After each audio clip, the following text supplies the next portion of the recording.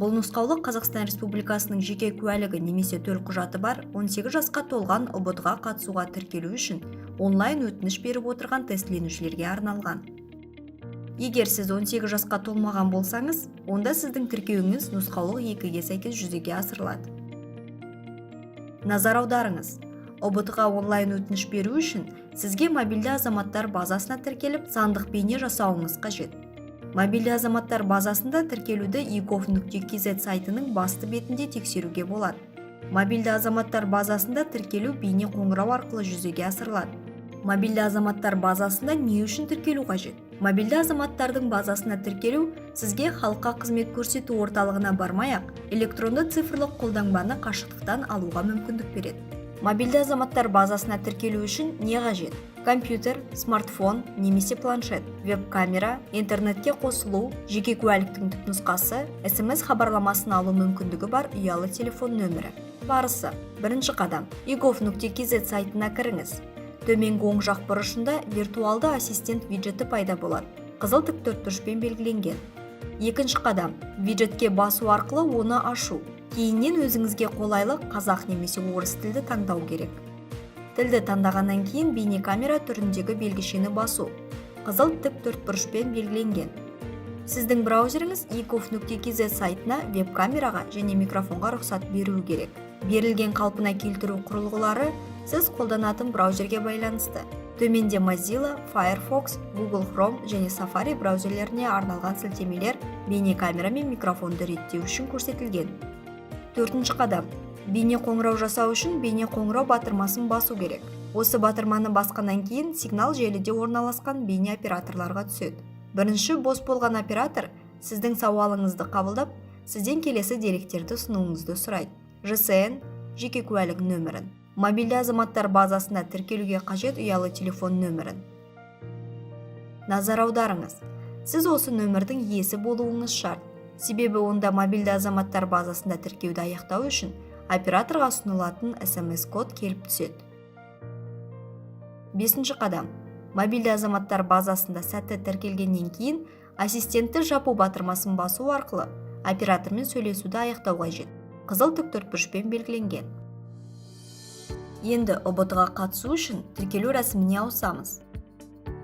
Тестілеуге өтініш беру үшін сізге nt2020.testcenter.kz сайтына кіріп, тіркеуден өту қажет. Алдымен өзіңізге ыңғайлы интерфейс тілін таңдаңыз. Қазақ немесе орыс. Сайтта авторизациядан өту үшін логин мен құпия сөз жіберілетін электрондық поштаңызды енгізіңіз. Сіз көрсеткен поштаға есепке алу деректері жіберіледі. Логин мен құпия сөзді енгізіп, кіру батырмасын басыңыз. Назар аударыңыз. Егер сізге хат келмесе, спам болмасын тексеріңіз. Егер тіркелу барысында қиындықтар туындаса, ұлттық тестілеу орталығының қолдау қызметіне 8-80-80-71-77 телефоны немесе info@ayqulaq.testcenter.kz поштасы арқылы хабарласыңыз. Сайтта авторизациядан өткеннен кейін сізге жеке тұлғаңызды растау керек. Ол үшін сізге жеке тұлғаны растау батырмасын басу қажет. Тіркеуді бастау үшін өзіңіздің Digital ID жасау батырмасын басыңыз. Телефон нөмірін енгізіңіз. Осы нөмірге сізге бір реттік код жіберіледі. Құпиялылық саясатын және пайдаланушы келісімін белгілей отырып, пайдалану шарттарын қабылдаңыз. SMS кодын енгізіңіз. Хабарлама 1 минут ішінде келеді. Егер сіз SMS алмаған болсаңыз, нөмірдің дұрыс енгізілгеніне көз жеткізіп, қайта жіберу сілтемесін басыңыз. Бейне сәйкестендіруден өтіңіз. Сіздің жүзіңіз айқын көрінетініне көз жеткізіңіз. Бейне тест нұсқаулықтарын орындаңыз. Егер бейне сәйкестендіру бірінші рет сәтсіз болса, осы әрекетті қайталаңыз. Пин-код орнатыңыз. Digital ID-ға жылдам қол жеткізу үшін 4 санды енгізіңіз. Пин-кодты қайталаңыз. Қарапайым комбинацияларды, мысалы 11-11 қолданбауға тырысыңыз. Сіздің жеке деректеріңіздің қауіпсіздігі сіздің қолыңызда. Жеке тұлғаңызды растаңыз.